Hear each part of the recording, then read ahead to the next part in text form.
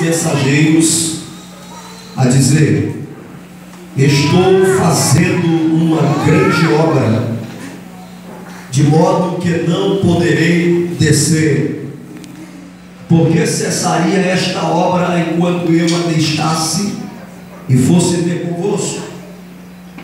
E da mesma maneira enviaram a mim 4 vezes, da mesma maneira lhes respondi. Amém? Graças a Deus. Olhe para quem está perto de você e diga: você é um privilegiado por servir a Deus. Amém? Pode tomar o seu assento, glorificando o nome precioso de Jesus. Glória a Deus.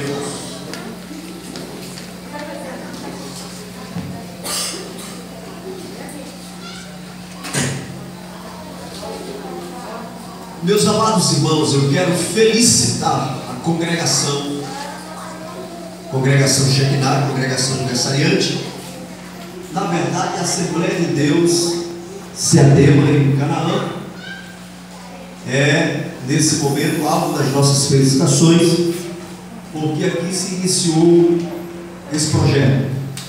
Louvar a Deus pela vida do irmão Jefferson, esse abençoado, obreiro, valoroso, com sua família. Que Deus lhe abençoe. A todos os demais irmãos que estão aqui, os ilustres obreiros, pastor Antônio Monteiro, louva a Deus pela vida dele, da sua família. Começou recentemente o trabalho lá no pastor, congregação Lírio dos Vales, e nossa oração é que Deus faça prosperar grandemente. Presbítero Marconi, irmão Júlio, todos os irmãos, que Deus, em sua graça, possa abençoar poderosamente a cada um. Amém? Meus amados irmãos, eu sei que os irmãos já estão estudando desde o início da festa esse assunto, e nós não temos a pretensão de trazer nenhuma novidade para os senhores esta noite. Todavia, entendemos que a palavra de Deus ela é uma fonte inesgotável, e sempre que nós recorremos à Bíblia Sagrada, a palavra de Deus, sempre temos de Deus uma orientação. Se nós precisarmos de uma orientação que um dia já recebemos, mas por alguma razão esquecemos, a Bíblia tem essas orientações. Amém? Se precisarmos de uma orientação nova, a Bíblia também tem orientações novas para cada necessidade que surge. E nesta noite nós estamos diante de um texto conhecidíssimo. Os irmãos já estão estudando a temática da festa. O escritor Neemias, esse personagem bíblico de uma grande importância na história da palavra de Deus, ele é uma referência para todos nós no quesito liderança. O livro de Neemias é um livro que deve ser lido por todos os crentes indistintamente, e de uma forma especial por todos aqueles que admiram a arte da liderança. Neemias é um líder envolvido e envolvente. Amém? Quem está me ouvindo, diga amém. Amém. Neemias é um líder. Criancinha, por favor, sem movimentação. Neemias é um líder envolvente e envolvido. Envolvido e envolvente. Neemias é o homem que foi capaz de ressuscitar a esperança de um povo desesperançoso. Neemias foi um líder que conseguiu reconstruir uma grande muralha com pedras queimadas. Esse homem estava a cerca de 1.100 quilômetros longe da sua terra. Essa era a distância da Babilônia para Israel, a sua terra natal. 1.100 quilômetros longe do seu povo, longe dos seus seus compatriotas, longe da sua cidade. Só que Neemias era um homem que possuía inúmeras características positivas, entre elas a confiança. Ele era um homem confiável, e por ser um homem confiável, ele ganhou destaque mesmo na corte pagã da Babilônia. Diz a Bíblia que ele se tornou o copeiro do rei, uma função perigosa, arriscada, mas que só poderia ser exercida por alguém de muita confiança. E Neemias era este homem. E a Bíblia diz que agora ele está trabalhando no palácio. O palácio não era um lugar desconfortável, o palácio não era um lugar desagradável, o palácio era um lugar de bênção, era um lugar de privilégios, era um lugar de facilidades. Certamente Neemias tinha algo que os seus companheiros exilados não tinham. Ele tinha. Entre tudo que o palácio poderia oferecer, nós destacamos a segurança. O palácio era um lugar seguro. Eu quero lhe dizer que o palácio era um lugar ideal para esquecer algumas coisas, mas o palácio não tirou de Neemias algumas virtudes. Em primeiro lugar, o palácio não tirou de Neemias a capacidade de lembrar das suas origens. Ele estava agora com um bom salário, com uma boa posição, era um homem de confiança do rei, mas ele não esqueceu as suas origens, porque a nossa história, ela possui uma parte pública, uma parte conhecida, mas a nossa história possui a parte dos bastidores, a parte das lágrimas, a parte das incompreensões, a parte da espera interminável. A nossa história, ela tem uma origem, e o homem de Deus, ele precisa compreender que aonde Deus lhe coloca, aonde Deus lhe colocar, ele tem que saber que ali ele é um canal de Deus, ele é um instrumento de Deus. E quando as bênçãos começarem a surgir, ele não pode esquecer as suas origens. O palácio não conseguiu tirar de Neemias a sua sensibilidade. Neemias era um homem sensível. Neemias era um homem que se preocupava com o próximo, se preocupava com a sua terra. E a Bíblia diz que no mês de Quisleu chegou alguém vindo da terra de Israel e foi até o palácio, e lá estava Neemias naquele palácio. E Neemias pediu notícia dos seus compatriotas, e a notícia que Anani deu a Neemias, ela era deplorável. Ele disse: o povo está em ruínas, está em desgraças, está em misérias. E essa notícia abalou Neemias, e ele declara que ele se assentou e ele se derramou em lágrimas por alguns dias. Ele chorou, mas ele não somente se abateu emocionalmente, não foi uma tristeza passageira, uma emoção momentânea que depois perdeu o seu efeito. A Bíblia diz que ele orou e jejuou por alguns dias. Aí quando nós chegamos no capítulo 2 de Neemias, já está no mês de Nissan, ou seja, 4 meses depois. O mês de Quisleu equivale ao mês de dezembro. Então Neemias, ele passa sob o impacto desta emoção, dezembro, janeiro, fevereiro, março. Em abril ele retorna à presença do rei, e ali ele ainda continua com o semblante decaído, e o rei percebeu que ele estava triste por alguma razão. Meus amados irmãos, nós não vamos nos ater à narrativa do texto esta noite. Neemias estava em um cenário que ele não pediu para estar ali. Você já parou para pensar que existem situações que nós nos encontramos no meio delas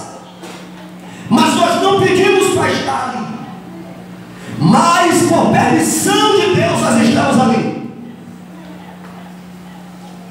Todas as vezes que nós estivermos em uma situação que a nossa mente estiver assolada pelos porquês e pelos praquês, alguém chega e pergunta por quê, outro chega e pergunta para quê. Nem sempre nós temos estas respostas. E eu preciso lhe dizer esta noite que, além de não termos estas respostas, nós também não temos obrigação. Nós não precisamos. Porque se nós chegamos a algum lugar por permissão de Deus, no seu tempo, oh glória, na sua hora, do seu jeito, da sua forma, Ele nos dará resposta. E não somente a nós, mas Ele dará resposta para quem desejar e para quem precisar. Porque Ele é Deus das respostas, Ele é Deus das soluções, Ele é Deus das direções. Bendito seja seu nome para sempre. Aleluia. Neemias estava ali. Ele não pediu para estar ali na Babilônia. Ele era um exilado. A nação de Israel se corrompeu diante de Deus. Por volta do ano 700 a.C., 722, por aí assim, a nação de Israel é levada para a Síria, e de lá ele nunca mais volta. O reino do norte nunca mais volta. A nação de Judá teve aquele exemplo deplorável. Os nossos irmãos do norte foram levados, nunca mais voltaram. Vamos nos converter a Deus, vamos nos converter ao Senhor. Talvez Ele tenha misericórdia de nós e não aconteça conosco o que aconteceu com eles. Mas a nação de Judá não escolheu esse caminho. Os profetas alertaram, os profetas avisaram, mas eles preferiram o caminho do pecado, o caminho da desobediência. Todos os reis do norte pecaram, foram 20 reis do norte pecaram. E o problema não era o tempo, porque quem reinou mais pecou e desagradou a Deus foi Jeroboão, segundo reinou 41 anos. Mas quem reinou menos também desagradou a Deus foi um rei chamado Tíbni, que só reinou durante 7 dias, mas desses 7 dias ele desagradou a Deus. O problema não era o tempo. O reino do sul também teve os seus 20 reis, ou melhor dizendo, 19 reis e uma rainha. Desses 20 monarcas, 13 desagradaram a Deus. Os profetas alertaram, os profetas avisaram, mas eles escolheram o caminho do pecado. No ano 537, no ano 586, melhor dizendo, Nabucodonosor sentia Jerusalém, queima a cidade, destrói o templo, derruba o seu muro, leva as pessoas cativas para a Babilônia. E é nesse cenário que Neemias está, na Babilônia, servindo a lideranças políticas ímpias, pagãs. Mas o Deus dos céus permitiu que o povo começasse a voltar. A primeira leva de judeus, por volta do ano 537, eles voltam, liderados por Zorobabel, para construir o templo. Eles passam 22 anos construindo o templo. Depois de Zorobabel volta Esdras, no ano 458, e Esdras vem com o propósito de ensinar a palavra de Deus para o povo. Agora o povo tem um templo, o povo tem a lei, mas o povo não tem muro. E as cidades que não eram muradas eram cidades envergonhadas, eram cidades fracas, eram cidades sem honra. E Neemias recebe a notícia que o povo está em uma situação deplorável, porque ter um templo não significa tudo. Estar no templo não significa tudo. O que realmente interessa é se nós continuamos sendo o templo de Deus. Aleluia! Aleluia! Porque muitas das vezes estamos na igreja, mas não somos igreja. Estamos no culto, mas não cultuamos. E o culto não começou às 19h30.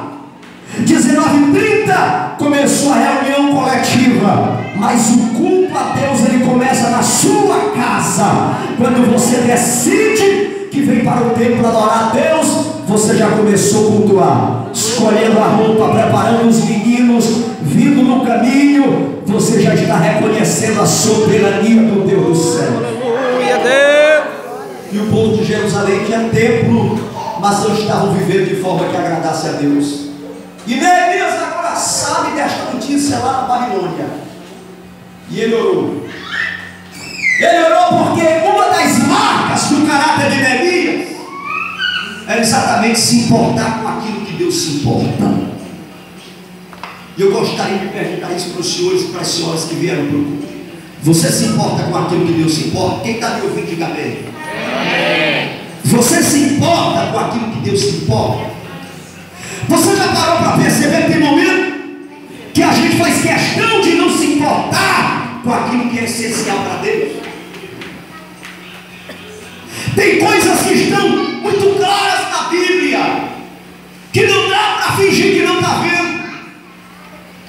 Elas vêm ao nosso encontro, são verdades inalienáveis, inalteráveis da palavra de Deus. Mas essas verdades, muitas das vezes, elas perdem o sabor para alguém. Sabe por que essas verdades perdem o sabor? É porque nem sempre nós temos o grau de sensibilidade que agrada a Deus. Talvez os pequenos palácios que nós temos no nosso dia a dia, o aumento no salário, uma amizade importante, uma roupa elegante, uma casa confortável, esses pequenos palácios que nós vamos construindo ao longo do tempo, fazem com que nós esqueçamos as nossas origens. Mas nesta noite o Espírito Santo de Deus deseja, e a minha oração a Ele aqui perante vós é essa: que Ele provoque em nosso coração sensibilidade. Porque a sensibilidade ela vai nos permitir enxergarmos o nosso próximo de forma mais humana, de forma mais espiritual. Aleluia! A sensibilidade ela me faz ver a necessidade.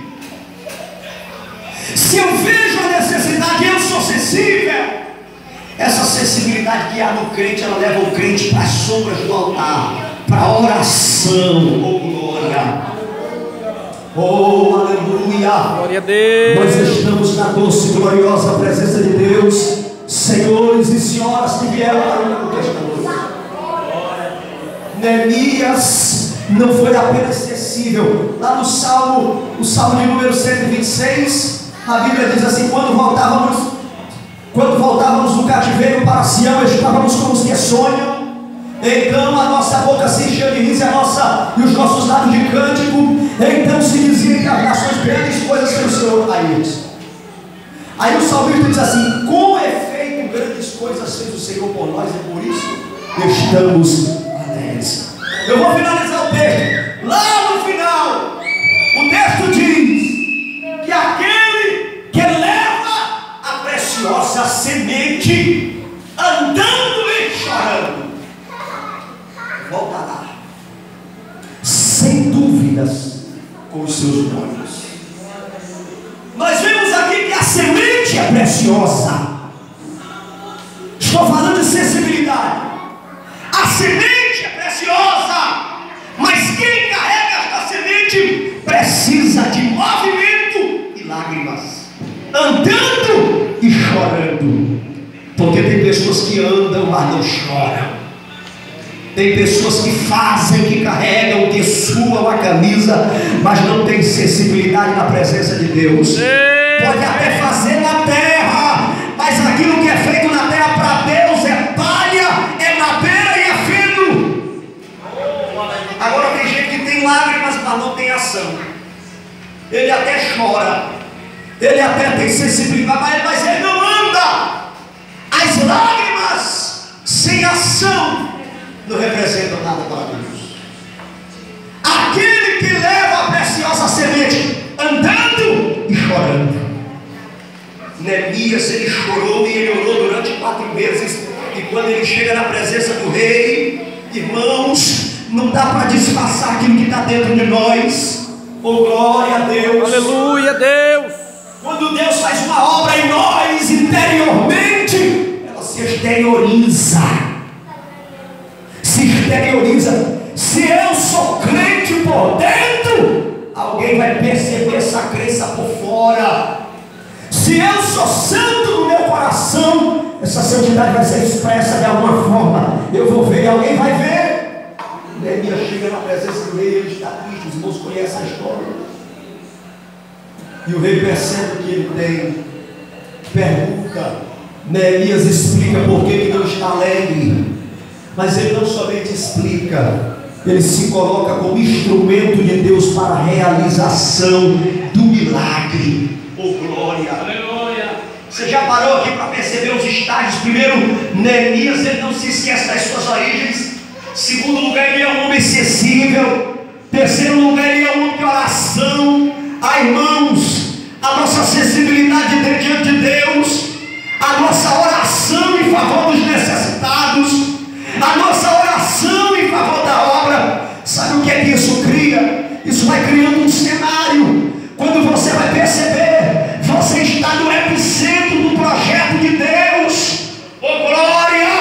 Aleluia! Neemias agora não é mais um espectador. O rei abre as portas e pergunta para Neemias o que é que ele está querendo.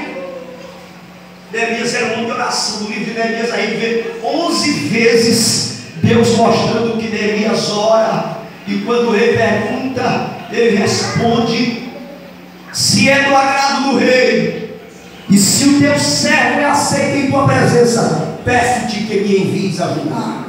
Oh glória! Mas antes dele pedir para o rei da terra, ele já tinha pedido para o rei do céu. No versículo 4, quando o rei disse assim: o que tu queres? O que tu me pedes? Peça que eu faço. Ele diz assim: então orei ao Senhor Deus dos céus. Oh glória, oh glória. Antes de bater na porta do médico, fale com o médico dos céus. Antes de bater na porta do advogado da terra, fale com o advogado do céu. Antes de sentar no banco, na audiência, na presença dos magistrados da terra, clame ao meritíssimo do céu. Oh glória. Antes de recorrer às amizades da terra, recorra ao amigo fiel e verdadeiro de todas as horas. Ele é fiel e tem me sustentado até aqui. Você pode glorificar a Deus aqui. Ele já vai respaldado.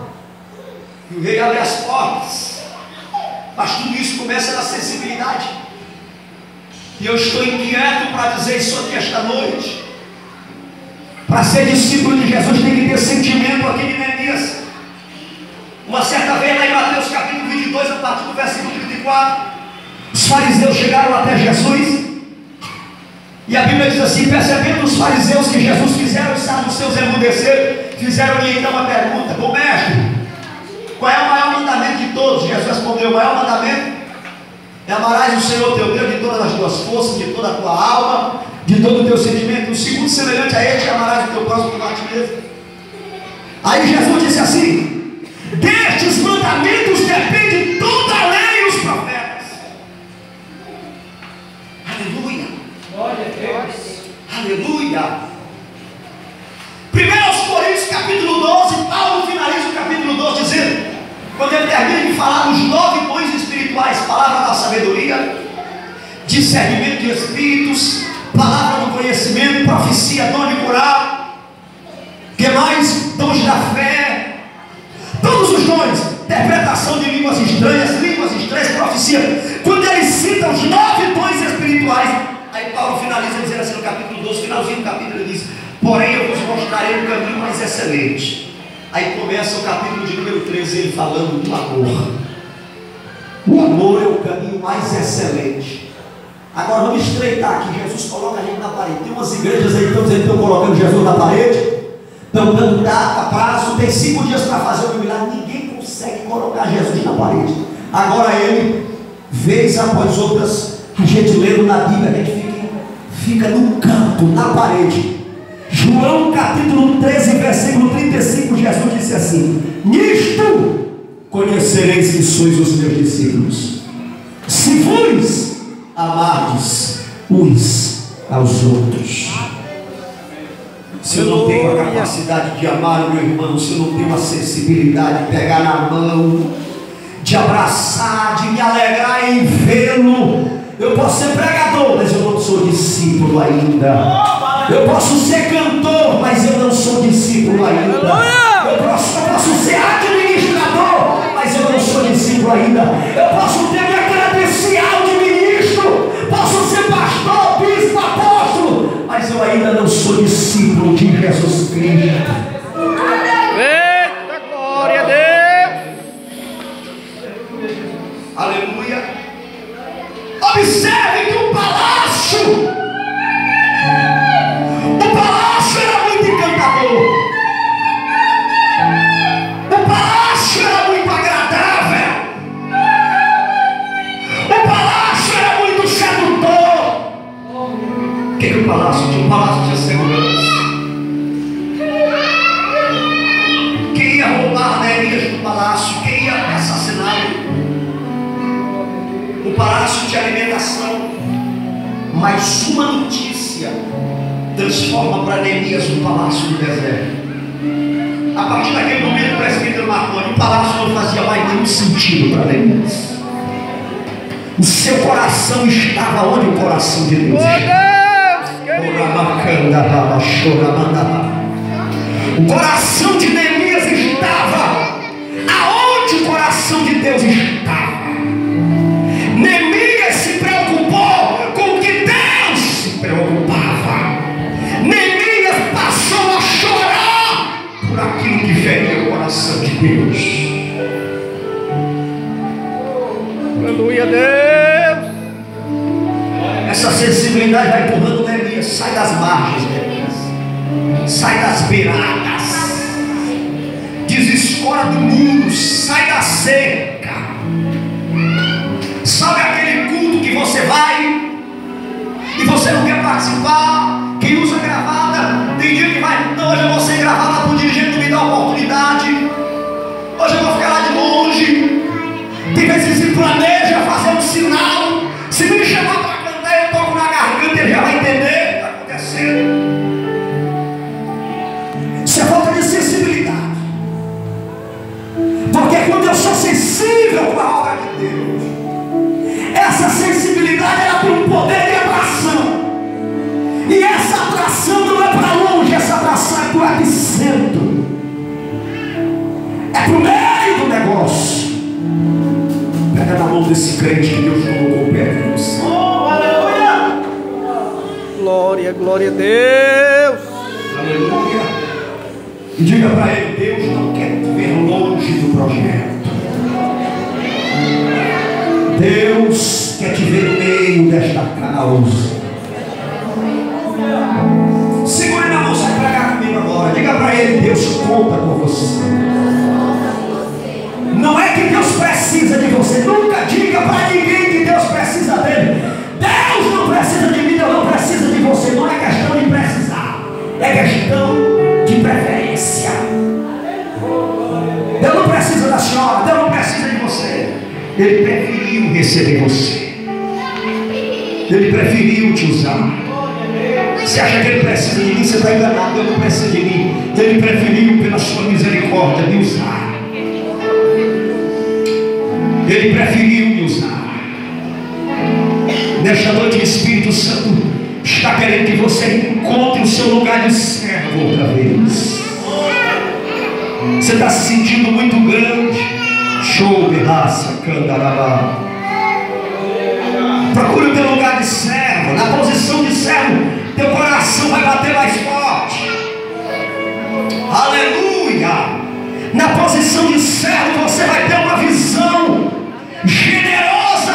Porque quando nós temos a posição de servo como prioridade em nossa vida, Deus nos permite enxergar como Ele enxerga. Aleluia.